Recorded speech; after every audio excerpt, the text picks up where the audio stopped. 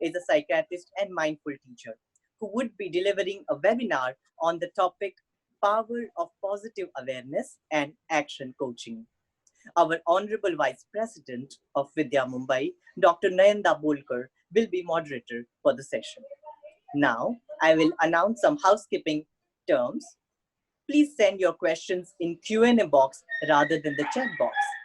Of course, send your question when it arises. Now, I will request Dr. Dabolkar sir to introduce our guest speaker. Thank you.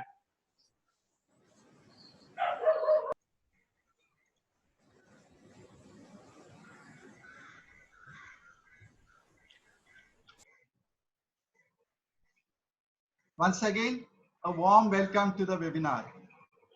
We all are going through a tough time dealing with the threat of COVID-19. Along with the corona, another noxious virus of fear, depression, and boredom has invaded the world. The spread of this virus requires no personal contact. One catches it by surfing TV news channels and social media. The immediate symptoms are disorientation of time and place, and feeling helpless and hopeless. It is the time that we act immediately and prepare ourselves. We must find our strength, confidence, and hope. We need a new mindset for the post-COVID world, one which is based on positive psychology. Positive psychology is nothing but principle of engagement with positive emotion, positive thoughts, and meaningful life. In the today's topic, Power of Positive Awareness coaching session, you will learn the fundamentals of positive psychology and also some do-it-yourself exercises. Today we have our distinguished speaker, Dr. Rajendra Barve, who is a renowned psychiatrist and attached to IIT Bombay Hospital with 40 years of clinical experience. He is trained as a mindfulness teacher and known as Sugat Acharya.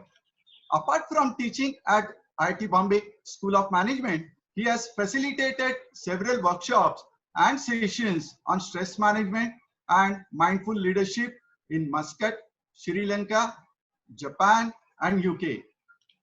He is also a corporate trainer and has worked at several Indian and multinational companies such as SKF, Mahindras, Sun Pharma, etc. He is a accredited teacher of Louis Hayes Heal Your Life session. Namaste, doctor. Now I request you to kindly brief on the topic.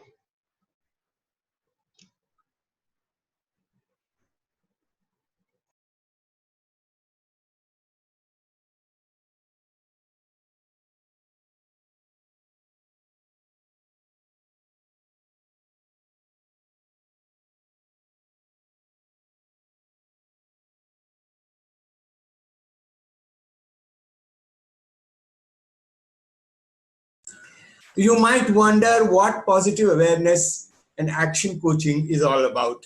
But before we do that, I always begin my sessions by doing a very simple mindful meditation. It just takes few seconds. Now, wherever you are, please be seated comfortably. Let your spine be erect, your shoulders pressed a little, and bring your mind to your breath. And when you breathe in and breathe out, make sure that you breathe out very slowly and your breath is breathing out is longer than the breathing. So we'll just have 3 breaths of this kind so that you'll be here and now along with me for this wonderful session on positive awareness. So let's begin. Shoulders pressed, spine erect, eyes closed, and focus on the breath. Breathe in and breathe out. And breathe in and breathe out. And breathe in and breathe out. It just takes 3 seconds, my dear friends, to bring your mind focus on your breath. Because you know what? Whatever may happen in the world, Let there be any kind of division in the world, national, religious, regional, whatever it is, your breath is the most secular thing in the world. So breath is our best friend. And during the COVID-19 period, we have been scared about this breath because we hear so much about this disorder taking place everywhere. It's called a pandemic now because millions of people have died, and we are always frightened whether we'll catch that virus. We are always thinking about the past pandemics and also worried about what's going to happen in future. And that is causing a lot of distress. But before we get into a positive awareness story, let me tell you how this has affected the human life. Some time back, the WHO, World Health Organization, said that 25% of the population requires some kind of mental health counseling. That means 1 out of 4. And now the Indian statistics says that 1 in 7 people may have actual mental health disorder. Imagine what the situation. I think everyone is suffering from some kind of fear, some kind of phobia, some kind of loss of sleep, and some kind of worry about the future. What's going to happen to me, to my family? They're all housebound, and we really don't know when this is going to end. And we have gone through a process, and the process has been to start off.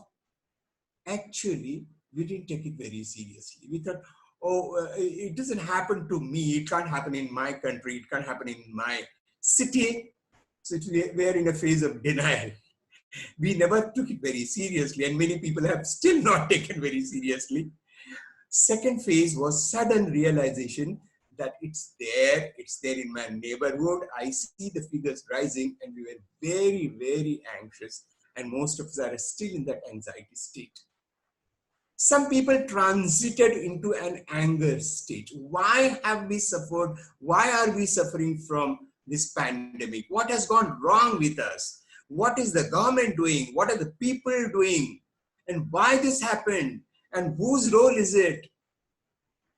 We asked all these angry questions to us, and we became more and more angry within the community also.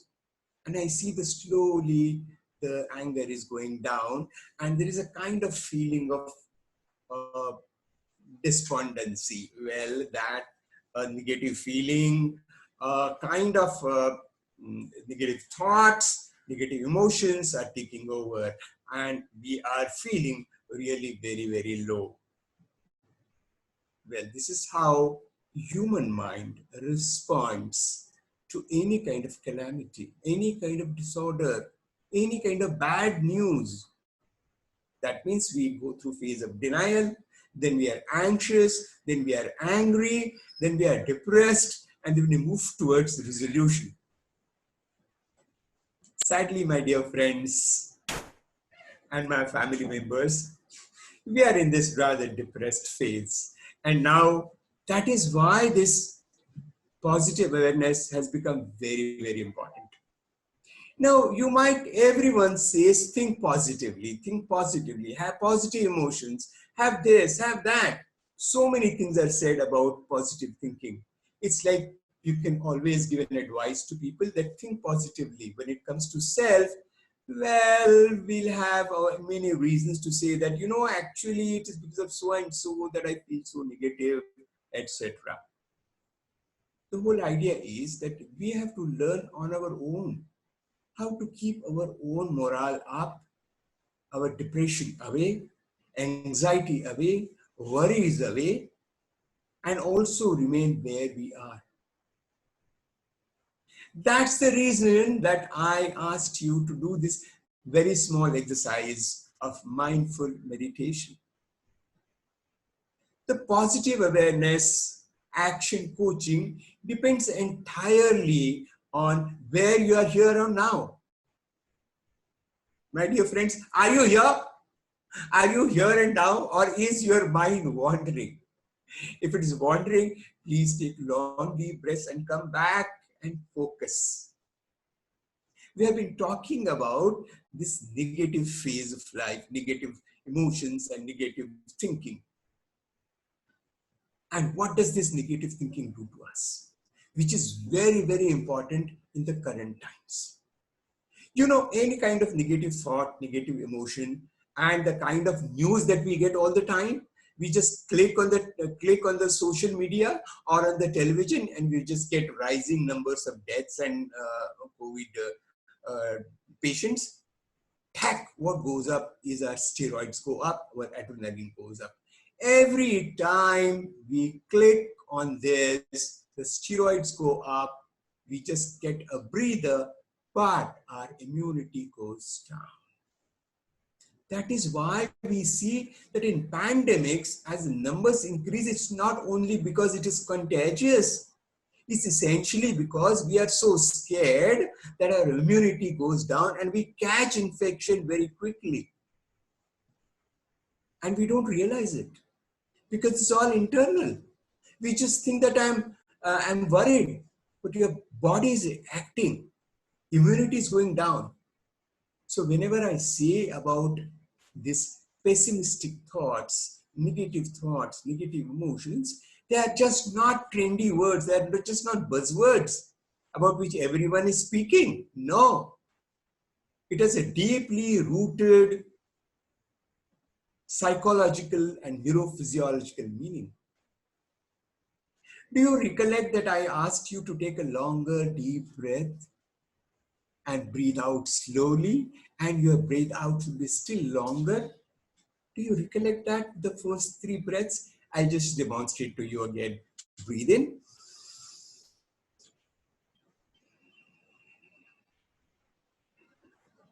My breathing out was longer. You know why? Because when we breathe out longer, it's a very calming effect on the body.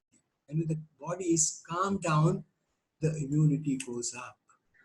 So such a simple thing to bring up the immunity is reaching out to your own breath and helping yourself to breathe out slowly and longer so that the immunity goes a notch above. All this has been studied very well now. And we are talking about positive awareness and action. Positive psychology. You might wonder what it is all about. Because we have heard about clinical psychology, we have heard about criminal psychology, we have heard about educational psychology, we have heard about developmental psychology, we have heard about counseling psychology, but what is positive psychology? Well, friends, positive psychology is a very, very important step which has been taken by the whole discipline or the faculty of psychology all over the world. And why? Because all these years, we have been focused only basically in clinical psychology on repairing things. When things go wrong, how to correct them. So by and large, it's called a repair psychology. It's not a pejorative term. It just describes that it helps you to repair yourself.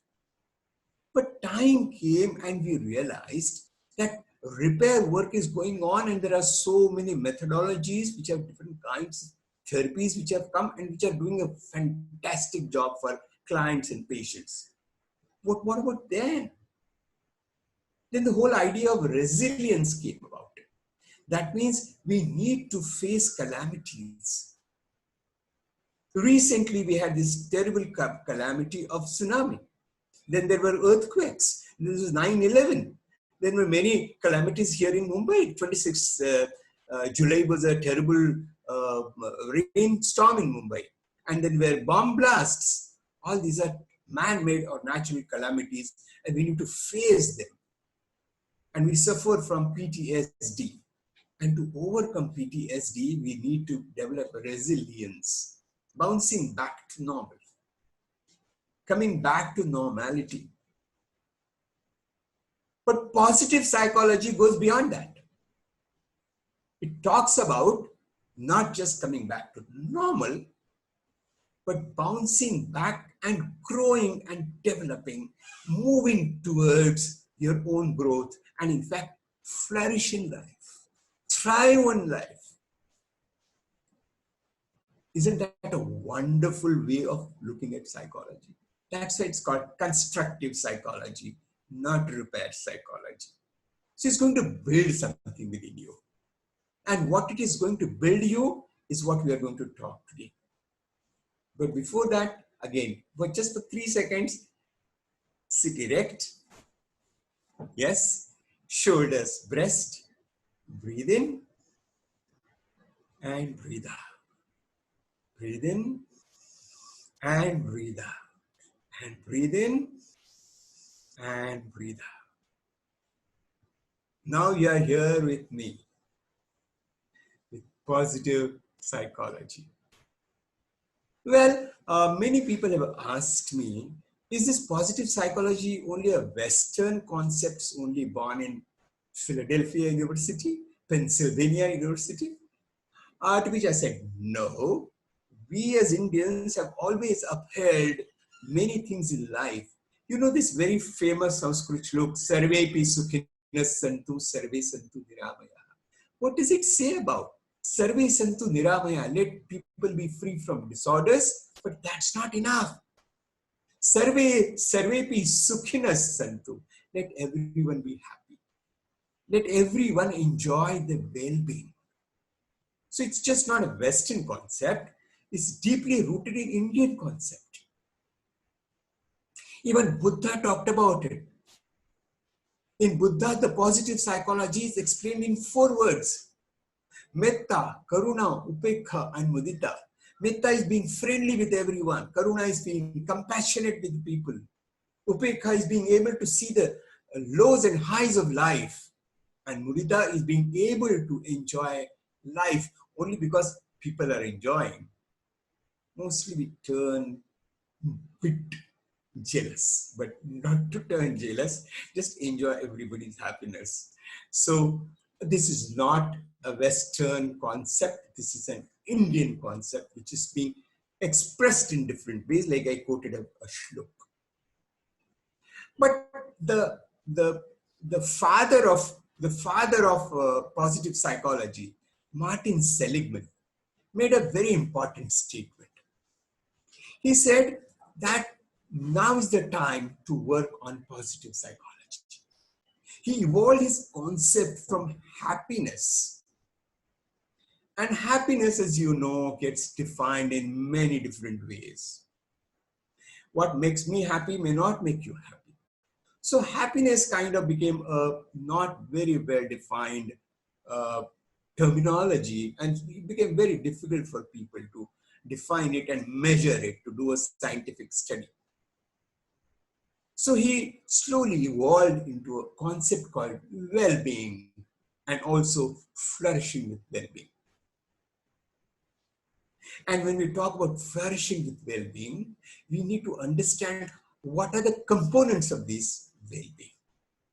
Because well-being is a very personal concept, but it's also shared by people. You might ask, how are you doing? Oh, I'm doing well. People may not say, I'm happy. They say, I'm doing well. I'm doing well. Then how are you doing well? Well, I'm doing well because I have a good place, blah, blah, blah, blah, blah.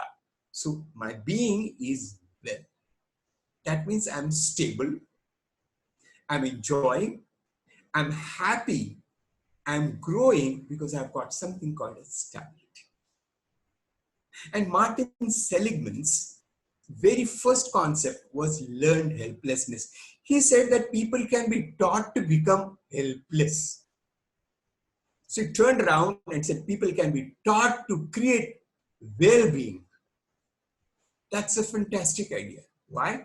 Because well-being just doesn't become a concept, just doesn't become something that you read about in textbooks and teach students or tell each other, or the mother tells the child, oh, be happy, have well-being. No. It became a skill, how to develop it. What are the basic factors of well-being and how to focus on each one of them, and what it slowly evolves into can be studied. And all the time that I'm talking about positive psychology or the mindfulness exercise that we have done, it has been thoroughly studied. With thanks to the computer science, it has given you fantastic models with MRI scans. You can really check the brain, whether the dopamine is going up, oxytocin is going up. Oxytocin is the hug hormone, dopamine is the feeling good hormone. So all these hormone neurotransmitters, how they are doing well when you are positive. So it has not been just said. It is just not a concept. It is not a construct. It's a evidence-based psychological study. So rest assured that we are entering a very, very scientific field. And this scientific field focuses on two things. Number one, the tools and also the skills. But let me have my first slide where Martin Seligman talks about what are the components of well-being. Let me have the first slide, please. It's a theoretical model which talks about happiness, and there are elements of this happiness. And what can be done to maximize each element? You understand, it's just not enough to have it. We want to optimize it. We want to maximize it. We want to sever into it. So what are these five elements? He called it PERMA, PERMA. Okay, next slide. In the next slide, I talk about PERMA as Seligman's model. But when I read about it, I just fell in love with it. And so I decided to call it not PERMA, but Prema, Prem, which is an Indian word for love. And we all like to love because we fall in love with the idea of love. All Bollywood is made of love. Everyone is talking about love. So, easy for you now to remember, if you want to be in a positive awareness state of mind, remember the 5 PREMA. But for sake of convenience, I'm going to use the same terminology, PERMA, to explain everything. First thing that he talks about is positive emotion. What is positive emotion? Just happiness? No. Satisfaction, pleasure. These are positive emotions. Hope is a positive emotion. Satisfaction is a positive emotion. Eagerness is a positive emotion. Gratefulness is a positive emotion.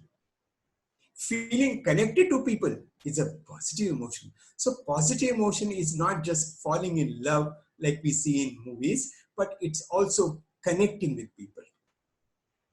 Second is engagement. That means, how are we connected? How are we bonded with this emotion and what we do with these emotions? Third is relationships. We are human beings. We are social animals. We relate with people. So how these relationships are a very important part of positive living. What meaning we give to life. What we make out of life. That we breathe every day, we eat, drink, sleep, have fun, educate. But why do we do it? There is meaning in life, to find meaning in life. And lastly, accomplishments. Now let's look at each one separately and just see what each element means. Just next slide. Okay, positive emotions, obviously connected with happiness. Being able to focus on positive emotions is just not smiling. Oh, everyone smiles. How are you? I'm happy. No plastic smile, please. The smile is there in your eyes. Your eyes sparkle with smile. That smile I'm talking about. And when we are smiling and when we are happy, we are optimistic. And we view the past and the future and the present with a positive perspective. We don't recollect the sad things in the past. We don't talk about the future, or we are not complaining about the present. We have a positive perspective. Then we have positive view of life about relationships. Now this relationship is just not with like relationship I have with you right now. Relationships is all relationship with people who are working or your colleagues. And this relationship, this bond that we develop with people has to be creative. It's a relationship that helps you to heal and also grow and also take chances. So you start taking a little more risk when you are in positive emotions. Pleasure and happiness are different. Pleasure is satisfying the body. You just feel thirsty, you drink water. You feel hungry, you eat food. You feel very sleepy, you sleep. You have a strong sexual desire, you have sexual intercourse, and you feel satisfied. These are actual bodily sensations. Enjoyment goes beyond that. It's an intellectual stimulation and creativity. You want to know what is meant by enjoyment? You see a child playing Lego. And when the Lego is complete, just look at the child's eyes. They're so happy. And that is enjoyment. We beam with joy and satisfaction. These are positive emotions. Not just love, not just feeling hopeful like most people believe. Next. Engagement. Engagement is involvement. We need something in which we are engaging our energy. Life is all about energy. Why we breathe? Because every time we breathe in the oxygen, we are creating that energy within ourselves. And that energy is that flow which I'm talking about. And that energy needs to be engaged with things. It's a blissful immersion in whatever that you're doing. Look at a painter, someone who is painting, and look at his expression. Or someone doing a mathematical puzzle. He's into a completely flow state. Ask me right now, I'm in a flow state. I'm enjoying every word, every second, every breath, because I'm fully immersed in, I'm interacting with you. I'm completely involved in the task and activity. Because it engages my intelligence, my knowledge, my skills, and my emotional capacity of feeling compassionate. You can also feel very engaged when you are playing instruments, when you are playing, particularly when you're dancing, wow. Or you're working on a project, not necessarily only artistic expression, but anyway, you're completely engaged with things. You just have that flow state, you just enjoy yourself. Even in a hobby, ordinary hobby. I collect stamps and you get a new stamp. Oh, wow, that makes me feel very good. That's an engagement. Are you engaged in life? If you want to feel positive, do you have these positive emotions? And do you have this engagement? Or when you are playing, dancing, playing sport, or doing things, your mind is elsewhere. That's mindless. Mind is wandering. And that wandering mind is a happy mind. Engaged mind is happy mind. Next. Relationships. Relationship is, like I said, human beings are social animals. We need to have people with us. We can't be just alone by ourselves. You get a good news from someone and you just want to scream to the whole world, go on the top of the roof and say, oh, I've gained something. Because you want to relate to people. Tell them, make them join your joy. So there's social bond, and they're very important. To begin with, relationships are basically meant for survival, because you can survive better when we are together. Then we need to have this connection with people, love and intimacy. So survival and procreation requires intimacy. It requires relationship, because human baby is dependent on the parents for a longer time. So relationships are built, it's in our DNA. And relationships can also be sometimes very strong emotional, physical, sexual interaction that we have with other human beings. It's a very strong feeling that we have. And we have always been building positive relationships with parents, siblings, peers, friends, spouse, everyone that comes across to you, we start building a relationship. very ordinary. If you're walking on the street every day, you see someone, a cobbler sitting and doing his work, you smile with him. The conductor who gives you the ticket, you also smile with him. You go to the same shop, you smile, and he helps you. How are you? That's bonding. These are positive relationships, and that is positive life. Are you indifferent to people? If you are indifferent to people and you don't connect to people, if you don't bond to people, you don't love people, sorry, you are not enjoying your life. That's not positive. Because these positive relationships give us support. And very important, research shows that pain centers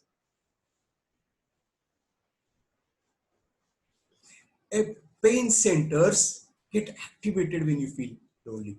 When you have headache, you just like to lie down, but someone comes and says, how are you? Somebody just applies, balm to your head, and your spouse or your mother comes and pats your back, and you say, oh, I feel good. That's relation. That's the power of relationship. Next. And meaning. I'll tell you a very small story. Two masons working on a street, one putting one brick over the other, one more brick, over the other brick, over the brick. So I asked him, what are you doing? He says, I'm just putting brick over the brick, over a brick, over a brick.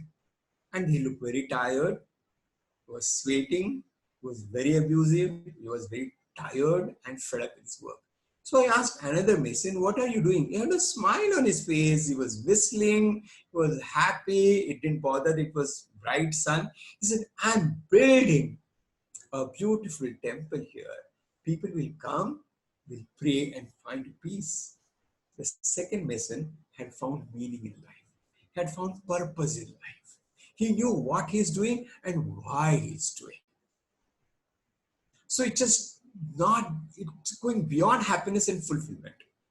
What is the purpose? And the Indian scriptures have asked this question, who am I? Ko hum, the first question that was asked, ko hum, who am I? Because no other animal asks this question, no other animal wants to find meaning in life. We as human beings want to find meaning in life, because that gives purpose of life. And when your purpose of life, it has a much better impact on your work, and you can pursue your work. Why? Because when you give meaning to life, there are times, my dear friends, we are going to board.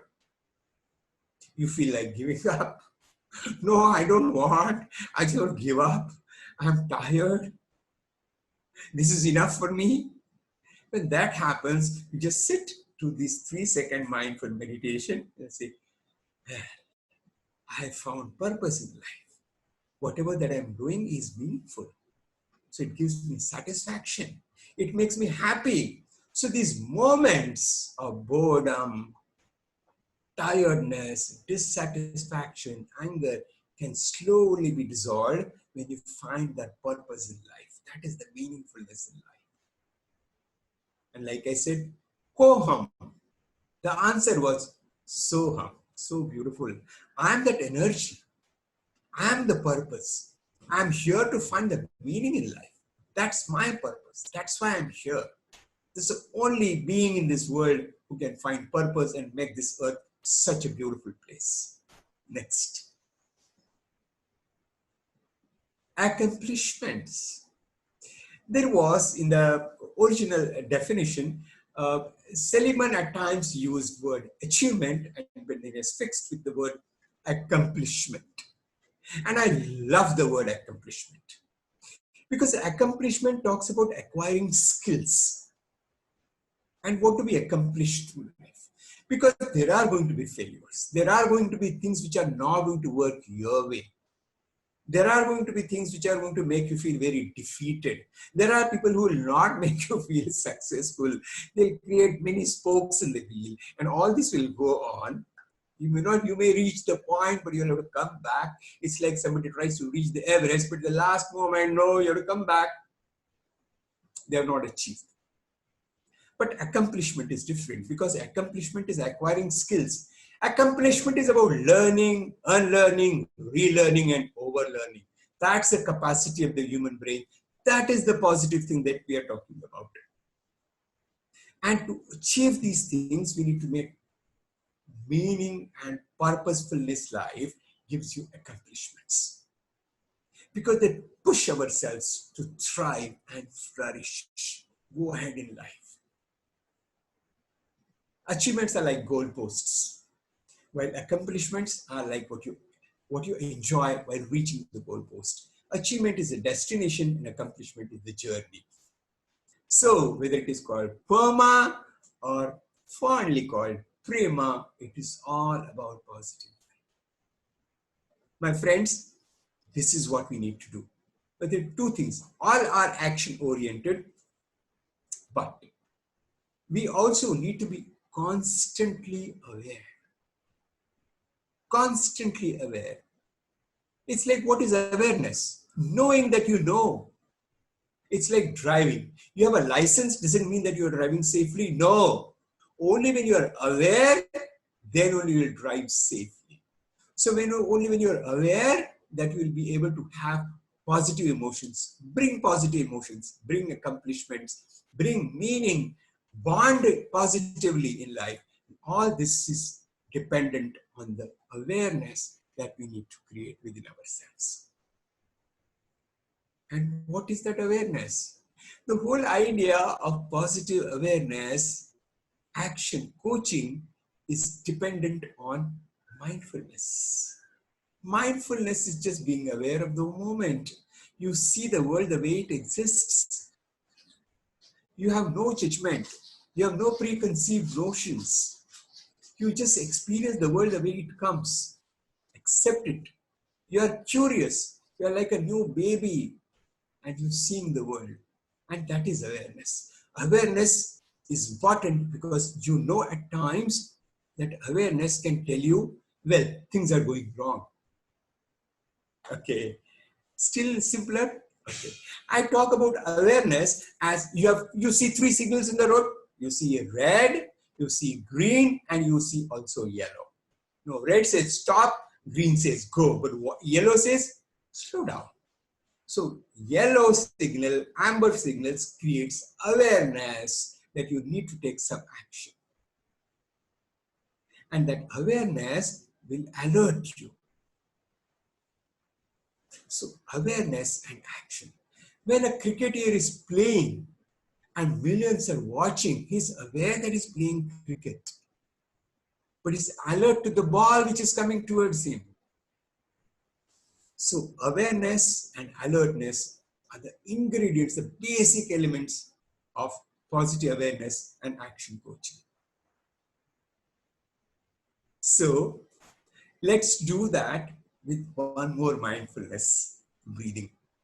Now I'm going to do that by asking you to be just aware of what feelings, thoughts, ideas you have. Very, very important. Just be wherever you are. Sit comfortably. Breathe in and breathe out. Back. Breathe out. Breathe out. And breathe out. You do this mindfulness breathing practice called Anapana meditation for 20 minutes every day for next 8 weeks, 2 months, 20 days, 20 minutes every day. And you will start changing. You'll become more aware of your emotions. And when we say awareness, you'll get aware of your negative emotions. Of course, very important. You'll become aware of positive awareness. Doesn't mean there are no negative emotions. There are, but you see them passing. You witness them passing. The negative emotions are, after all, impermanent. They just pass through the mind. They are like waves. They come and go. They come and go, come and go. So you remain steady. You remain focused on what? Remain focused on your strengths. Remain focused on your values. Remain focused on your positive emotions. Enjoy your positive emotions as much as possible. Sever on it. And you'll remain in a positive state. Now, this is what we are talking about. I give you 3 times we did the breathing meditation. You just extend it for 20 minutes. It's not difficult. But you know what? Moment first few seconds are over, your mind is going to wander. Oh, I want to get up. I just have to make that phone call. Oh, somebody's going to call me. Oh, that pressure cooker. Oh, that whistle is going.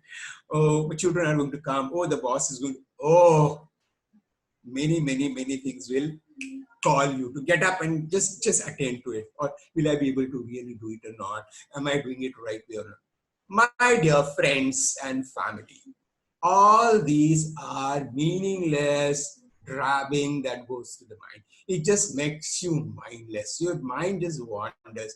Just ignore it, let it pass. What have I told you?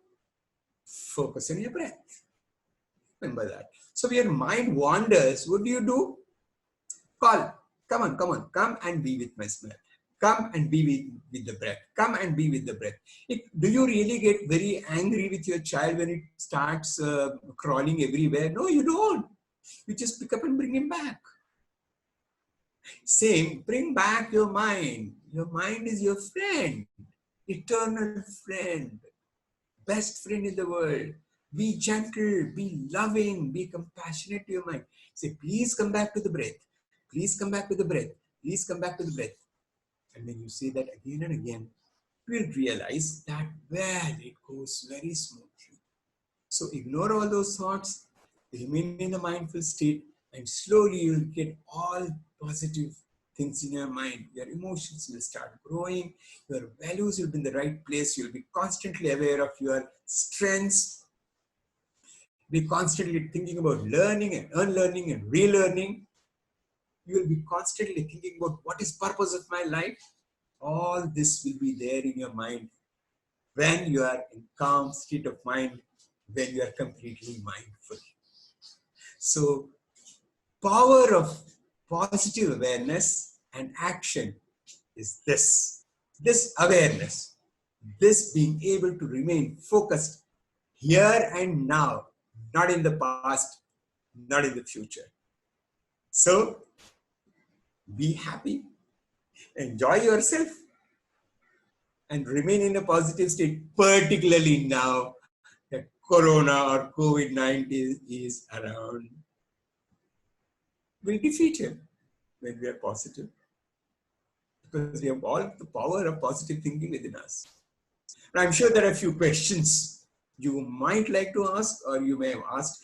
Nayan Dabholkar and his friends and family may be having some questions. I would like to hear from you, Dr. Nayan. Please. Yeah, certainly, doctor. Yes, please. Certainly, doctor. So the first question has come, sir. I think we all are aware that every one of us impacted by COVID-19 adversely. Yes. Doctor, how did the movement of positive psychology start? Okay, positive psychology started about 30-40 years back, when they thought that we need to help people, because so many therapies had come and they brought people to level.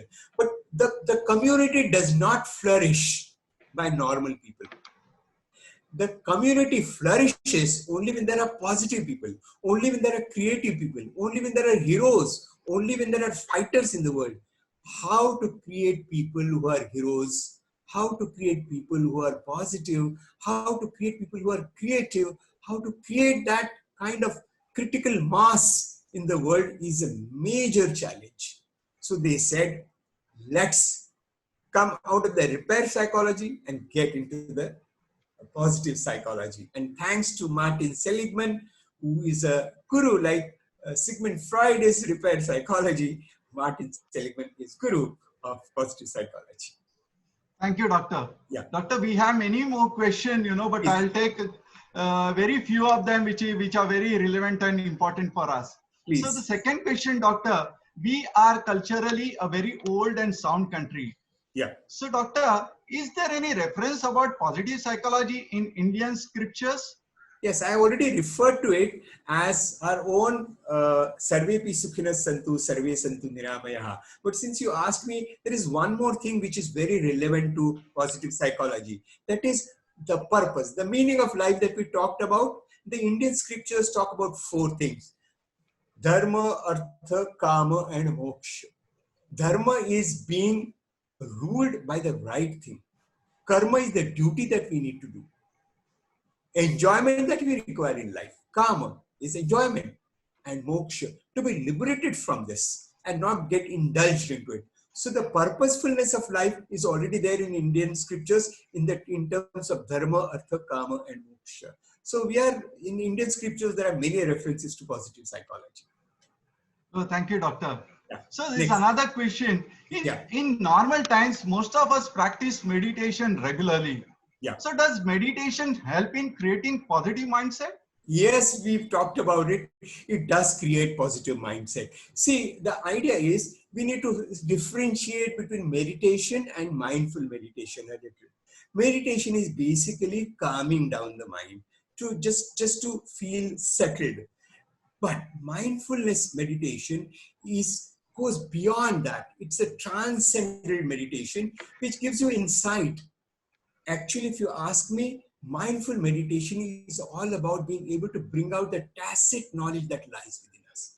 We are very wise people. You know, Homo sapiens, sapiens means wise generation, wise species. So we need to be wise. And basically, in mindful meditation, we get these two things. We become wise and we also become compassionate. We want to reach out to people.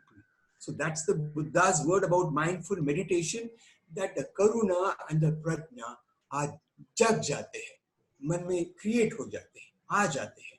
That is mindful meditation. This is how it is important, and this is the basis of positive psychology: knowledge, wisdom, and compassion. Oh, okay, thank you, doctor. Yes. Doctor, you said the positive psychology has its importance.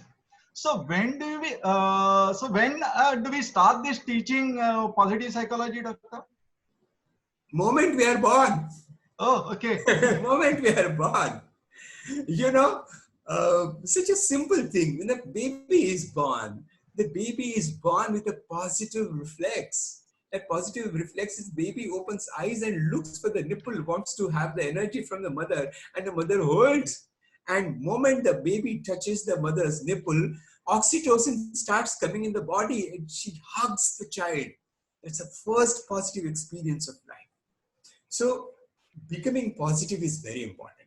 See, the whole movement of positive psychology, particularly that you see in US, is essentially because they're facing terrible problems, like we are also facing terrible problems of bullying children, violence, gun shooting, and rape, and family violence. All this can be changed only when people are compassionate, only when they're loving, only when they're bonding, only when they reach out to people. And we want to create a community which is helpful, nice, friendly. Like what Rajendra Tagore says is, where mind is free from this fear. And we are in this positive, optimistic way. So we need to create it. There have been so many wars, there have been so many nuclear wars and so many bad things happening in life.